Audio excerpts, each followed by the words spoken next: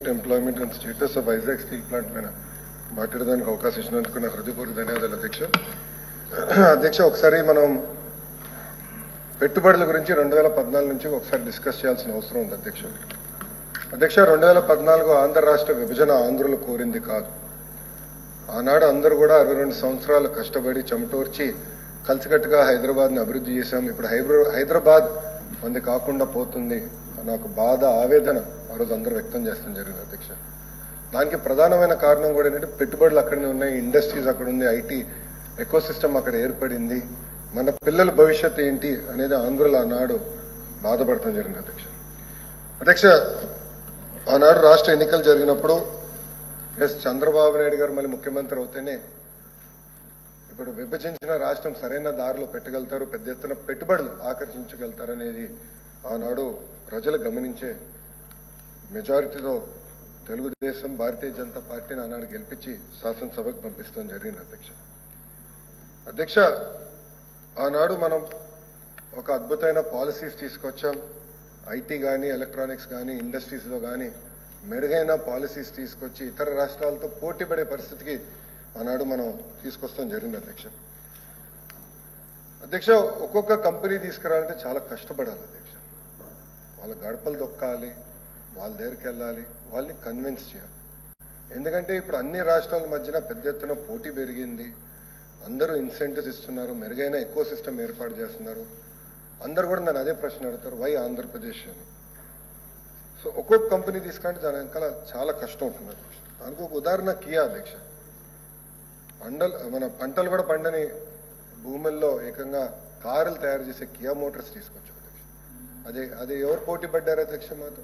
ఆనాడు తమిళనాడు రాష్ట్రం అంతా పోటీ పడినా వాళ్ళని కాదు అని కియా మోటార్స్ వచ్చి అనంతపూర్లో పెద్ద ఎత్తున పెట్టుబడులు పెడతాం కూడా జరిగింది అధ్యక్ష. వాస్తవంగా చూడాలి అధ్యక్ష, ఎంఓయూ సంతకం పెట్టిన తర్వాత ట్రయల్ ప్రొడక్షన్ కి 14 నెలల్లో కార్ బయటకు వచ్చింది అధ్యక్ష. నీరు ఇచ్చాం, కరెంట్ ఇచ్చాం, భూమి ఇచ్చాం, భూమి లెవెల్ చేసి వాళ్ళు కావాల్సిన విధంగా ఆనాడు అందజేశాం కనుకనే పెద్ద ఎత్తున వీళ్ళు పెట్టుబడులు వచ్చినాయి అధ్యక్ష. ఈరోజు అనంతపూర్లో Kia factory contributes to 9% of Kia global production అధ్యక్ష. ఇక్కడ తయారు చేసే కార్లు ఇతర దేశాలకి వెళ్లే పరిస్థితికి మనం తీసుకొచ్చాం అధ్యక్ష. చరిత్రలో మనకు తీసుకున్న నిర్ణయాల వల్ల ఎలాంటి ఇంపాక్ట్ వస్తుందని ఒక ఉదాహరణ అధ్యక్ష. బిఫోర్ కియా అనంతపూర్ తలసరి ఆదాయం ఏంటి, కియా తర్వాత అనంతపూర్ తలసరి ఆదాయం ఏంటి అనేది గౌరవ సభ్యులందరూ తెలియజేయాలనుకుంటున్నారు అధ్యక్ష. కియా రాకుండా ముందర అనంతపూర్ తలసరి ఆదాయం సుమారుగా 70,000 రూపాయలు ఉంటే అధ్యక్ష. ఒక కియా ఫ్యాక్టరీ వల్ల అది సుమారుగా 2,30,000 రూపాయలకి పెరిగింది అధ్యక్ష. అంటే ఒక్క ఫ్యాక్టరీ ఆ జిల్లాని ఎట్లా, మొత్తం ఆ ప్రాంతాన్ని రూపురేఖలు ఎలా మార్చినదానికి ఇది ఒక ఉదాహరణ అధ్యక్ష. నేను యువగలం పాదయాత్రలో మా సభ్యులందరూ కూడా కియా ముందర ఒక సెల్ఫీ దిగాలి, ఎందుకంటే మనం కష్టపడి తీసుకొచ్చామని ఆనాడు చెప్పారు. బహుశా అనంతపూర్ నుంచి వచ్చిన సభ్యులు తెలుసు, అక్కడికి వెళ్ళాలంటే హైవే నుంచి వెళ్ళాలి, గ్రామాలు పెద్ద ఉండవు, కానీ కియా యాన్సిలరీ యూనిట్స్ ఉంటాయి అధ్యక్ష.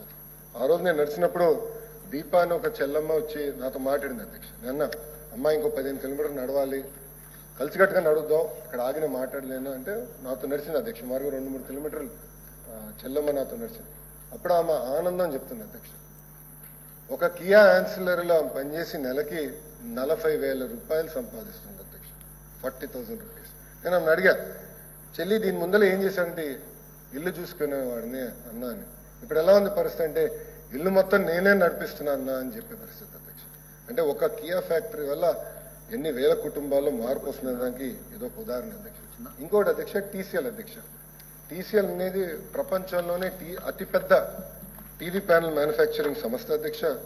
ఆనాడు నేను చైనాకి వెళ్ళాను, వాళ్ళ యజమానంతో కూర్చుని వాళ్ళని across the dining table convince చేసి కొన్ని హామీలు ఇచ్చి, అంటే భూమి మేము ఈ ధరకిస్తాం, రాండి పెట్టుబడులు పెట్టండి అని అది తీసుకొచ్చి రేణుగుంట ఎయిర్పోర్ట్ మన తిరుపతి ఎయిర్పోర్ట్ బయట వాళ్ళకి భూమి కూడా కేటాయించి ఈరోజు వాళ్ళ కమర్షియల్ ప్రొడక్షన్ కూడా వచ్చారు అధ్యక్ష. ఇంకోటి అధ్యక్ష, హెచ్సిఎల్ అధ్యక్ష. పాప శివనాయుడు గారు పర్సనల్ గా తీసుకుని చంద్రబాబు నాయుడు గారు మళ్ళీ ఆంధ్ర రాష్ట్రంలో ముఖ్యమంత్రి అయ్యారే, మేము ఆంధ్ర రాష్ట్రానికి ఏమైనా చెయ్యాలి అని ఒక సంకల్పంతో ఆయన ఆంధ్ర రాష్ట్రానికి వచ్చి బాబు గారు చెప్పి ఇక్కడ నేను హెచ్సిఎల్ పెడతానని చెప్పారు అధ్యక్ష. గన్నవరం ఎయిర్పోర్ట్ బయట ఇప్పుడు దాదాపు 2,000 మంది ఐటీ ఉద్యోగస్తులు కూడా అక్కడ పనిచేసే పరిస్థితి అధ్యక్ష ఇట్లా Dixon, Apollo Tyres, Foxconn, Bharat Forge, Hero, Ashok Leyland, Suzlon, Longi solar, Conduent, Mondelez, PepsiCo, Franklin Templeton, Lulu లాంటి అనేక పెద్ద పెద్ద పరిశ్రమల్ని ఆనాడు తీసుకొచ్చాం అధ్యక్ష. 3 పార్ట్నర్షిప్ సమిట్స్ ఆనాడు ఏర్పాటు చేశాం అధ్యక్ష. అన్ని అంటే అటు ఇండస్ట్రీస్ అవ్వచ్చు, ఐటీ అవ్వచ్చు, ఎనర్జీ మంత్రి గారు ఇక్కడనే ఉన్నారు, ఎనర్జీ అవ్వచ్చు, ఎస్ఎంఈస్ అవ్వచ్చు, ఫుడ్ ప్రాసెసింగ్ అవ్వచ్చు, అందరు కలిపి సుమారు 1703 ఎంఓయూలు ఎంటర్ అయ్యాం అధ్యక్ష. సుమారుగా 19.7 లక్షల కోట్ల పెట్టుబడి, తద్వారా 43 లక్షల మంది ఆంధ్ర రాష్ట్ర యువకులకు ఉద్యోగాలు కల్పించే లక్ష్యంతో ఆనాడు ఒప్పందాలు చేసుకుంటాం జరిగింది అధ్యక్ష. 2019లో ప్రభుత్వాలు మారినాయి అధ్యక్ష. ఒక మాటలో చెప్పాలంటే ఆనాడు ఎకనామిక్ అండ్ ఫైనాన్షియల్ టెర్రరిజం నడిచింది అధ్యక్ష.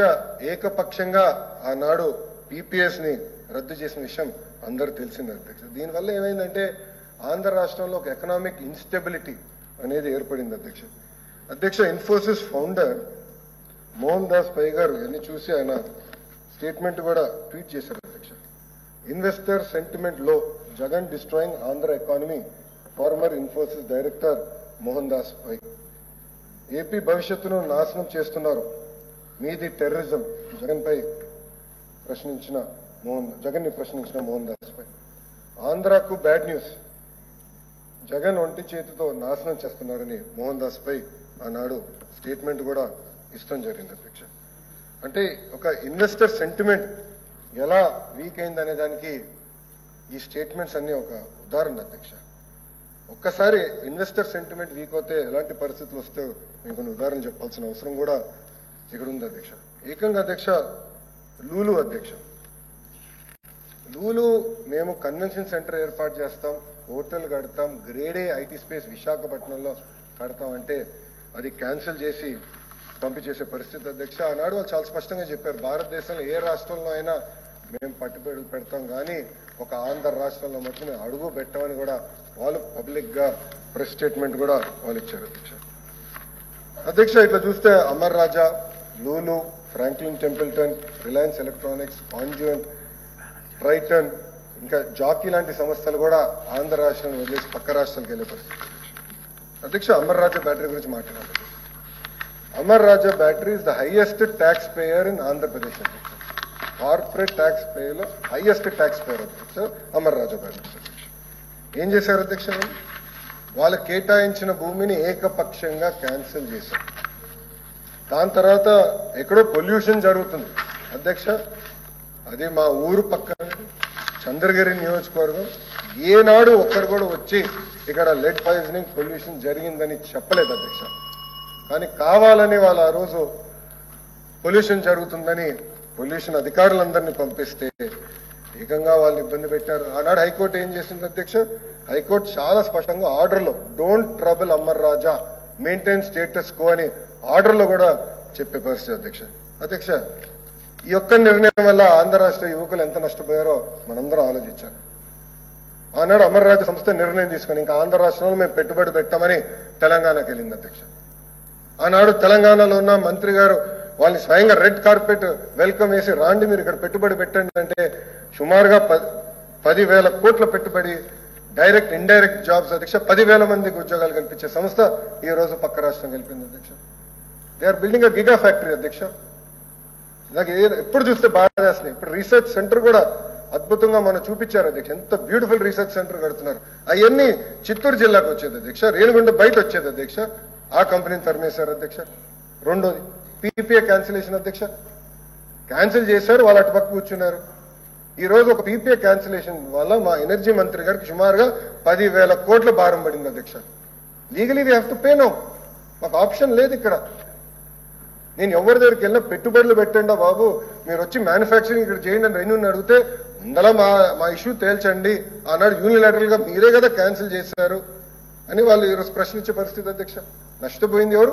ఆంధ్ర రాష్ట్ర నిరుద్యోగ యువకులు అధ్యక్ష. ఫ్రాంక్లిన్ టెంపుల్టన్, ఇక్కడ నేను గౌరవ సభ్యుల్ని కొంచెం సీరియస్, ఇది ఇంపార్టెంట్ ఇష్యూ అధ్యక్ష.